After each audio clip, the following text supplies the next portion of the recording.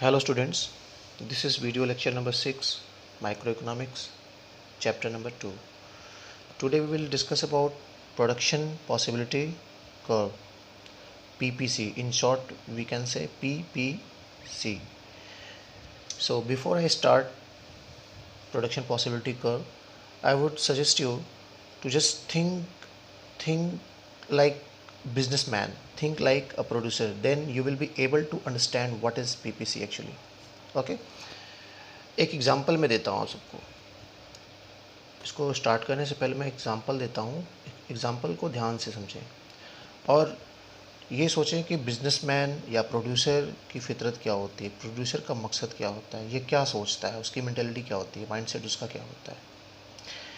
एक एग्जांपल ये है कि सपोज़ करो कि आप बिजनेसमैन हो और आपका बिज़नेस जो है वो फर्नीचर का बिज़नेस है। अगर आप फर्नीचर बनाते हो तो आपको मेन रिसोर्सेज क्या क्या चाहिए। जो मेन आपका रिसोर्स है वो ये है, टेक्नोलॉजी है और वुड्स हैं मेन। बाकी और भी रिसोर्सेज जो लगते हैं वो तो अलग से लगते हैं, लेकिन जो मेन रिसोर्सेज आपके हैं वो यही है कि वुड्स चाहिए, यानी वुडन वर्क है, वुड चाहिए, और जो मशीन चाहिए कटिंग करने के लिए, चाहे उसको शेप में लाने के लिए, शार्पन करने के लिए, ये सारे जो टेक्नोलॉजी होती है ये। और आपका एग्जिस्टिंग जो बिज़नेस है वो फर्नीचर का है, और आप फर्नीचर में क्या बनाते हो, सोफ़ा, बेड, ये सब बनाते हो। तो क्या ये पॉसिबल है, पॉसिबिलिटी है कि एज अ बिज़नेसमैन आप उसी उन्हीं रिसोर्सेज में कुछ और भी बिज़नेस तैयार करो, कुछ आपको अलग से ना लगाना हो। यानी सोफ़ा बेड तो आप बना ही रहे थे, साथ साथ अगर आप फर्नीचर के बिज़नेस में आप चेयर बनाओ या ये डोर्स बनाओ, जो घरों पे लगते हैं, दरवाजे लगते हैं, ये खिड़कियाँ, ये विंडोज़ बनाओ, ये पॉसिबल है, हो सकता है। अगर पॉसिबल है तो एज अ बिज़नेसमैन आप खुद चाहोगे कि रिस्क को डिवाइड करें, क्योंकि एक ही बिज़नेस, एक ही सेगमेंट में रहना, एक ही टाइप का बिज़नेस करना, ये रिस्की होता है। और कभी कभार क्या होता है कि उसमें लॉस भी सहना पड़ता है। तो एज अ बिज़नेसमैन अगर सेम रिसोर्सेज में अगर हम डाइवर्सिफाई करके दूसरा भी बिज़नेस कर सकते हैं तो ज़रूर करते हैं। तो ये जो टर्म बना है प्रोडक्शन पॉसिबिलिटी, प्रोडक्शन कोई नया वर्ड नहीं है, पॉसिबिलिटी कोई नया वर्ड नहीं, कर्व भी हम जानते हैं, बट इनको अगर हम कोरिलेट करके अगर हम करें कि प्रोडक्शन पॉसिबिलिटी कर्व क्या है, इस कॉन्टेक्स्ट में समझना हो तो ये यही चीज़ है कि सेम सेम रिसोर्सेज से अगर दो कम से कम जो भी रिसोर्सेज हमारे पास गिवन रिसोर्सेज हैं, अवेलेबल रिसोर्सेज हैं, उन्हीं रिसोर्सेज से अगर पॉसिबिलिटी है दो अलग अलग गुड्स बनाने के, दो अलग अलग प्रोडक्ट्स बनाने के, मैन्युफैक्चर करने के, तो उस कॉम्बिनेशन को जब हम लेके चलते हैं तो एक में हमें क्या करना पड़ता है, सेक्रीफाइस करना पड़ता है जो हमारा पहले से बिज़नेस चलता आ रहा है, तो दूसरे की तरफ हम मूव करते हैं। तो इसी पॉसिबिलिटी को हम बोलते हैं प्रोडक्शन पॉसिबिलिटी कर्व। इस डेफिनेशन को या इस कॉन्सेप्ट को और डिटेल में समझने के लिए सबसे पहले हम समझते हैं कि ये शेड्यूल क्या है। ये बेसिकली एक शेड्यूल है। अब अभी मैंने एग्जांपल दिया है फर्नीचर के बिज़नेस का, अभी यहाँ पे हम एग्जांपल देते हैं बिज़नेस जो हमारा या प्रोडक्शन जो हमारा है वो दो चीज़ें, दो गुड्स हमारे पास हैं, एप्पल और वीट। ये बुक में ये एग्जांपल आपको मिलेगा। फर्नीचर का एग्जांपल मैंने जनरली दिया कि ताकि उस आप और डिटेल में इसको समझो। और ये दूसरा एग्जांपल है, इसको हम बोलते हैं PPC schedule, production possibility schedule. Schedule क्या है basically, schedule is the numerical example by which we can understand the content. अब एक तरफ ये गुड्स हैं, दो गुड्स के कॉम्बिनेशन को लेना है। प्रोडक्शन पॉसिबिलिटी में क्या करना है, दो गुड्स के कॉम्बिनेशन को हम लेके चलेंगे as a businessman, as a producer. First good क्या है, एप्पल, सेकंड वीट। ये दोनों देखिए, दोनों ये जो है एग्रीकल्चरल प्रोडक्ट्स हैं। इनके लिए अगर हम देखें तो मेन जो रिसोर्स है वो क्या है, मेन रिसोर्स लैंड है, क्योंकि ये दोनों चीज़ें हैं, दोनों जो है एप्पल चाहे वीट, ये लैंड पे उगाए जाते हैं। तो मेन रिसोर्स हमारा लैंड है, उसके अलावा जो कुछ भी है वो अलग से है, लेकिन जो मेन हमारा रिसोर्स है वो ये लैंड ही है। अगर हम पॉसिबल प्रोडक्शन की पॉसिबिलिटी को समझें, अगर दो दो की कॉम्बिनेशन को लेके चलें तो कॉम्बिनेशन ए क्या कहता है, 100 और 0। सपोज़ करें कि सिर्फ़ और सिर्फ जितने हमारे रिसोर्सेज हैं सबका सब रिसोर्स हमने लगा दिया, सारे रिसोर्सेज लगा दिए एप्पल को प्रोड्यूस करने में, तो हम कितना प्रोड्यूस करते हैं, एप्पल 100। 100, ये जो प्रोडक्शन है वो लाख टन में है। LT means lakh ton, apples in lakh ton, wheat also in lakh ton. So if we put the resources, 100% resources in producing the apples, we will produce 100 lakh ton of apples. But if you want to produce wheat also, so we need to sacrifice in production of apple. So we need to just sacrifice in apple, it will be decreased to 90, 100 to 90, then we were able to produce 10 lakh ton of wheat. ऐसे ही क्या होता है कि हम जैसे जैसे wheat, अब हमारा क्या एग्जिस्टिंग बिजनेस है, वो क्या है, एग्जिस्टिंग प्रोडक्शन क्या है, एप्पल का है। तो हमने सबसे पहले क्या किया कि थोड़ा सा रिस्क लिया, और 100 जो रिस्क लिया वो ये था कि हमने प्रोडक्शन एप्पल का कम किया, तब हम जाके वीट में हम थोड़ा सा एंटर कर सकते हैं, और 10 लाख टन हमने वीट भी प्रोड्यूस किया। और फिर हमें लगता है कि वीट के बिज़नेस में ज़्यादा प्रॉफिट है, ये प्रॉफिटेबल बिज़नेस है, प्रॉफिटेबल प्रोडक्शन है। तो हम ये इनको दो अपॉर्चुनिटी भी कहते हैं, ये अपॉर्चुनिटी 1 है, ये अपॉर्चुनिटी 2। तो हम क्या करते हैं, फिर दूसरे अपॉर्चुनिटी की तरफ ज़्यादा मूव करना चाहते हैं, यानी वीट के प्रोडक्शन की तरफ हम ज़्यादा मूव करना चाहते हैं, because it is profitable business. फिर अगले कॉम्बिनेशन में क्या होता है, 90 से हमें 70, यानी हम जो भी हमारा रिसोर्स होता है, रिसोर्स को और मिनिमाइज़ करते हैं। तब हम क्या करते हैं कि 90 से घट के ये 70 प्रोडक्शन हो जाता है, हमारा 70 लाख टन हो जाता है। और ये जो हमारा इक्वल कॉम्बिनेशन, इक्वल मार्जिन में हमारा प्रोडक्शन बढ़ता जाता है वीट का। अब एक क्वेश्चन अराइज होता है कि कभी कभार क्या होता है कि जब हम स्टार्ट करते हैं चैप्टर, बिल्कुल ज़ीरो से स्टार्ट करते हैं चैप्टर, तो दिमाग में ये आता है कि सर ये 100 और ज़ीरो देखें तो 100 होता है, ये 90 और 10 देखें तो 100 होता है, यहाँ पे 70 और 20 100 क्यों नहीं हो रहा है, यहाँ 90 क्यों हो रहा है? बिकॉज ये दोनों अलग अलग चीज़ें हैं, ये एप्पल है और ये वीट है, दोनों का कॉम्बिनेशन करके हमें 100 नहीं करना, ये परसेंटेज नहीं है, ये अलग अलग है, दोनों का अलग अलग वेट भी होता है, अलग अलग प्रोडक्शन भी होता है। जितने लैंड पे एप्पल जितना प्रोडक्ट प्रोड्यूस हो सकता है, पर्टिकुलर उतने ही लैंड पे वीट उतना प्रोड्यूस नहीं हो सकता है। इसलिए एक एग्ज़ाम्पल है सिर्फ ये कि 90 और 10 का कॉम्बिनेशन मिलता है, और यहाँ पे सेम यानी इक्वल मार्जिन जो है वीट का प्रोड्यूस करने के लिए हमें यहाँ पे ज़्यादा से ज़्यादा एप्पल को सेक्रीफाइस करना पड़ रहा है। फिर अगले कॉम्बिनेशन में हम 70 से घट के 40 आते हैं, तब जाके 20 से 30 लाख टन हम प्रोड्यूस कर पाते हैं वीट।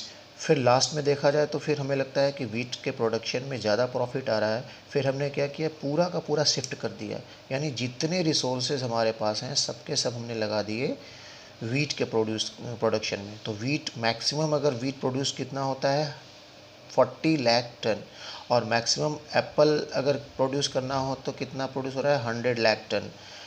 मीन्स अगर ये 100 और ये 40 को देखें तो ये बताते हैं कि पूरा का पूरा रिसोर्स अगर हम एप्पल में लगाते हैं तो 100 लाख टन प्रोड्यूस होता है एप्पल में, और पूरा का पूरा अगर हमने रिसोर्स लगा दिया वीट को प्रोड्यूस करने में तो we will be able to produce 40 lakh ton of wheat. तो ये जो है एक तरह से पूरी की पूरी सेफ्टी हो गई।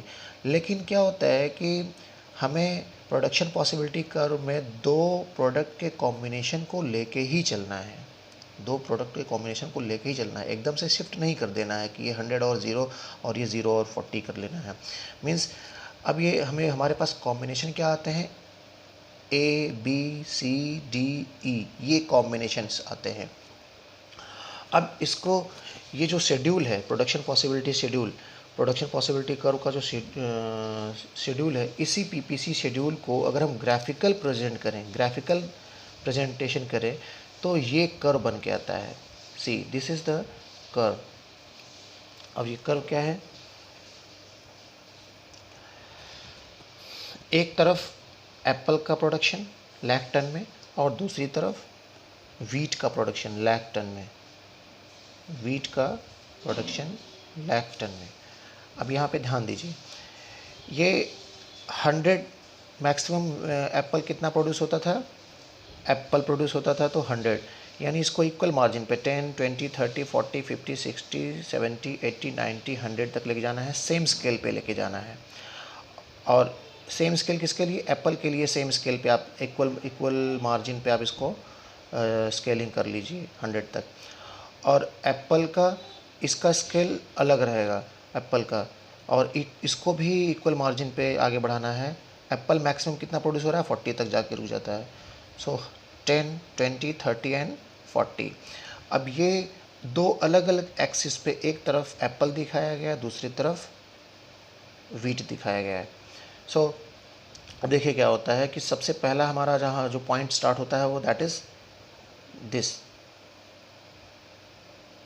बेसिकली ये जो कॉम्बिनेशन होगा, इसको आप यहाँ पे ए मत कीजिए, ए यहाँ पे होगा, इसको ये बी होगा।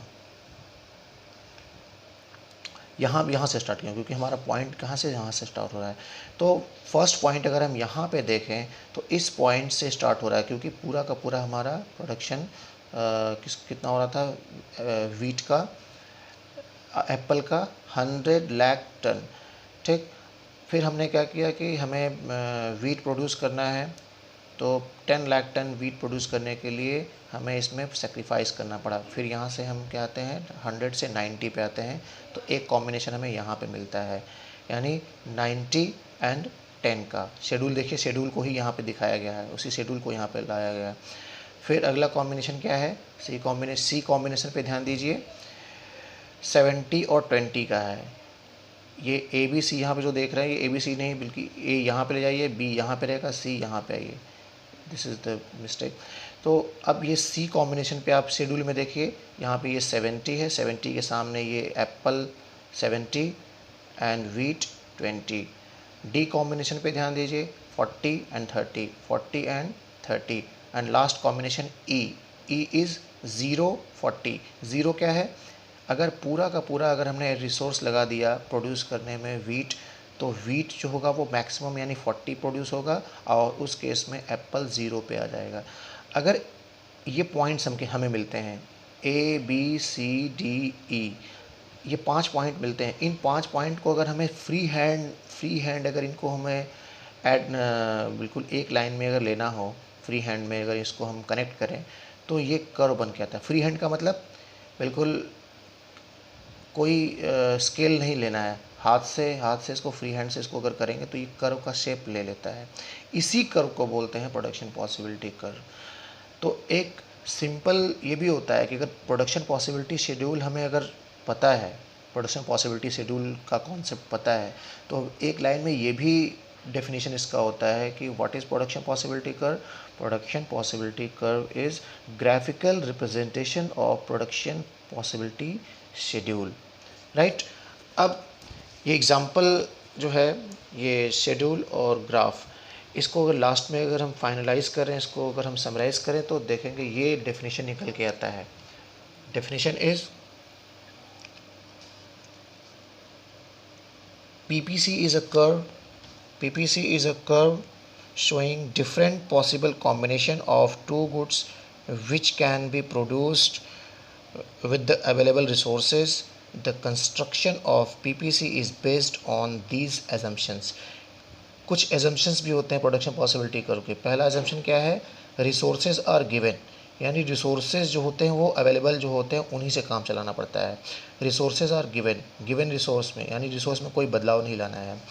Given resources are fully and efficiently utilised, और जो रिसोर्सेज हमारे पास अवेलेबल हैं उन्हें फुली यूटिलाइज करना है। यानी ये नहीं कि हम पहले जब एप्पल प्रोड्यूस कर रहे थे तो पूरा का पूरा रिसोर्स इस्तेमाल कर लिया, यूज़ किया, और जब हम एप्पल से वीट की तरफ मूव कर रहे हैं तो सारे रिसोर्स नहीं कर रहे हैं, यानी थोड़ा बहुत कर रहे हैं। ये नहीं करना है, पूरा का पूरा करना है, फुली यूटिलाइज़ करना है और एफिशिएंटली यूटिलाइज़ करना है। एफिशिएंटली मतलब मैक्सिमम पॉसिबल जो हमारा एफिशिएंसी है, पूरी एफिशिएंसी दिखानी है, यानी एफिशिएंटली यूटिलाइज़ करेंगे तब जाके कर्व बन के आएगा, यानी एफिशिएंसी में कोई कमी नहीं रहेगी। यानी जो भी हमारी स्टेमिना है, जो भी हमारा एफिशिएंसी है, वो पूरा का पूरा लगाना है। और टेक्नोलॉजी रिमेंस कांस्टेंट, टेक्नोलॉजी जो भी है हमारे पास जो अवेलेबल टेक्नोलॉजी है उसको हमें चेंज नहीं करना है, तो technology remains constant here, right. तो ये हो गया प्रोडक्शन पॉसिबिलिटी कर्व।